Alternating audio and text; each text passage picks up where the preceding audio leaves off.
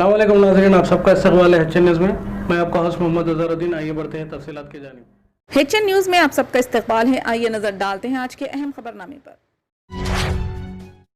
Chief minister के चंद्रशेखर राव ने कहा है कि ज़ाती ज़मीन रखने वाले गरीब खानदान को मकान की तामीर के लिए माली इमदाद फराहम करने की स्कीम अनकरीब शुरू की जाएगी। महबूब नगर में जिले कलेक्ट्रेट और जिले TRS भवन का इफ्तिताह और दीगर सरकारी प्रोग्राम्स में शिरकत के बाद शाम 4 बजे मुनक़िदा जलसे आम से खिताब करते हुए चीफ मिनिस्टर ने कहा कि बेघर अफराद के लिए डबल बेडरूम स्कीम के तहत लाखों मकानात तामीर किए जा रहे हैं। इसके अलावा ज़ाती ज़मीन रखने वालों को भी डबल बेडरूम का मकान तामीर करने के लिए 3 लाख रुपये की माली इमदाद फराहम की जाएगी।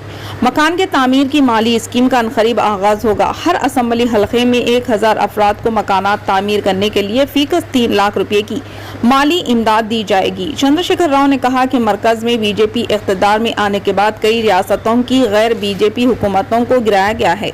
इन्होंने सवाल किया कि आया गैर बीजेपी हुकूमतों को गिराकर वहां बीजेपी को इख्तिदार में लाना ही मोदी की पॉलिसी है। इन्होंने कहा कि TRS पार्टी बहुत जल्द कौमी सियासत में अहम रोल अदा करने वाली है। TRS रुकने कानून साज कौंसल कविता ने CBI को बताया कि वो दिल्ली शराब केस की तहकीकात के सिलसिले में मंगल को होने वाली समाअत के लिए हाजिर नहीं हो सकती। इन्होंने इस सिलसिले में CBI हुकाम को मकतूब रवाना किया। कविता ने बताया कि वो पहले से तयशुदा प्रोग्रामों की वजह से शिरकत नहीं कर सकेंगी। इन्होंने कहा कि वो इस महीने के 11, 12, 14 और 15 तारीख को दस्तयाब रहेंगी। वाज़ेह है कि कविता ने CBI से शराब के मामले में मरकजी महकमे दाखिला की तरफ से दर्ज की गई शिकायत और FIR की कापियां फराहम करने की ख्वाहिश की थी। CBI हुकाम ने उन्हें ईमेल के जरिए बताया कि वेबसाइट पर FIR की कापी मौजूद है। कविता ने इसका जवाब देते हुए दोबारा CBI को मकतूब लिखा और बताया कि CBI की वेबसाइट पर FIR की कापी चेक करें, इसमें मेरा नाम नहीं है, ताहम वो तहकीकात में ताउन के लिए तैयार है। कविता ने पहले ही कहा था कि CBI ने उन्हें पूछताछ के लिए नहीं बल्कि वजाहत के लिए बुलाया है। निजामाबाद शहर में जमजम फर्स्ट एड सेंटर अल-मदीना जनरल स्टोर निज नया ब्रिज का इंचार्ज कॉरपोरेटर मोहम्मद मुनव्वर अली के हाथों इफ्तिताह अमल में आया। इस मौके पर खिताब करते हुए मोहम्मद मुनव्वर अली ने कहा कि इस इलाके में फर्स्ट एड दवाखाने के क़याम मुंतज़मीन को मुबारकबाद पेश करते हुए इसकी कामयाबी के लिए नेक तमन्नाओं का इजहार किया।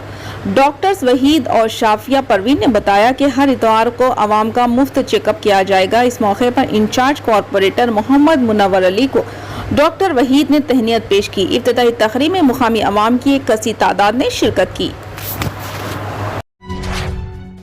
कामारेड्डी कलेक्ट्रेट पर आज कुछ देर के लिए उस वक्त शदीद कशीदगी पैदा हो गई जब कांग्रेस के सीनियर लीडर व साबिक वजीर मोहम्मद अली शब्बीर की क़यादत में सैकड़ों कांग्रेस कारकुनों ने कलेक्ट्रेट का मुहासरा करने के दौरान इमारत में जबरदस्ती घुसने की कोशिश की, जिस पर पुलिस और नीम फौजी दस्तों ने कलेक्ट्रेट के गेट पर ही उन्हें रोक दिया। इस दौरान कांग्रेस कारकुनों और पुलिस के दरमियान धक्कम-पील का वाक़या पेश आया। कांग्रेस पार्टी ने किसानों के मसाइल और धरानी पोर्टल को बर्खास्त करने का मुतालबा करते हुए कलेक्ट्रेट का मुहासरा किया था। बादअज़ां कांग्रेस के सीनियर लीडर व साबिक वजीर मोहम्मद अली शब्बीर ने जिले कलेक्टर से नुमाइंदगी करते हुए याददाश्त पेश की।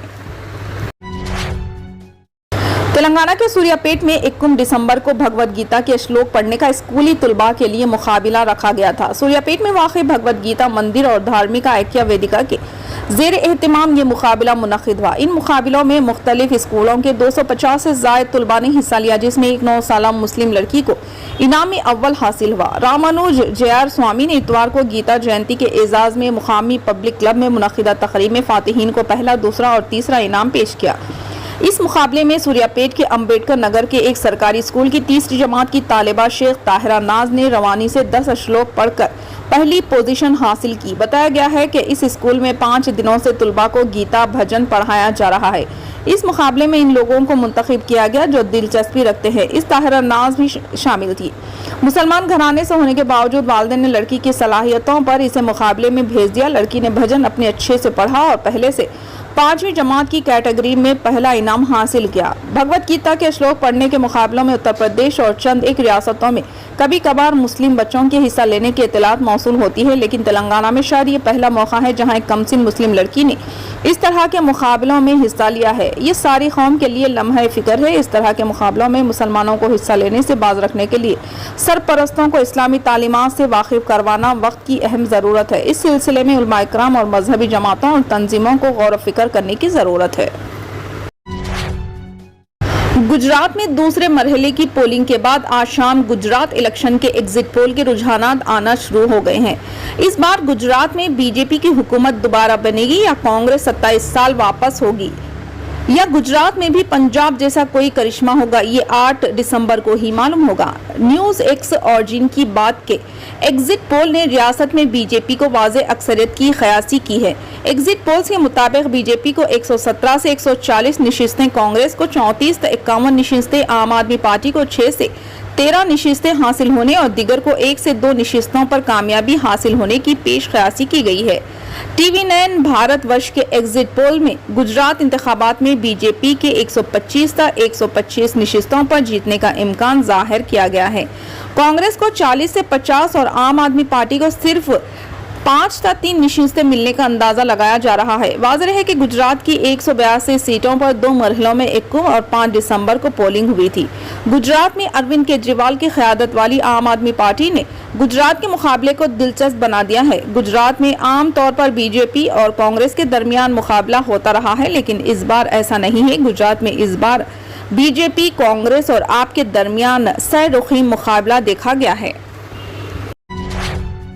रियासत महाराष्ट्र के शोलापुर में एक गैर मामूली वाकया पेश आया। एक शख्स ने एक ही मंडप में 2 जुड़वा बहनों से एक साथ शादी कर ली।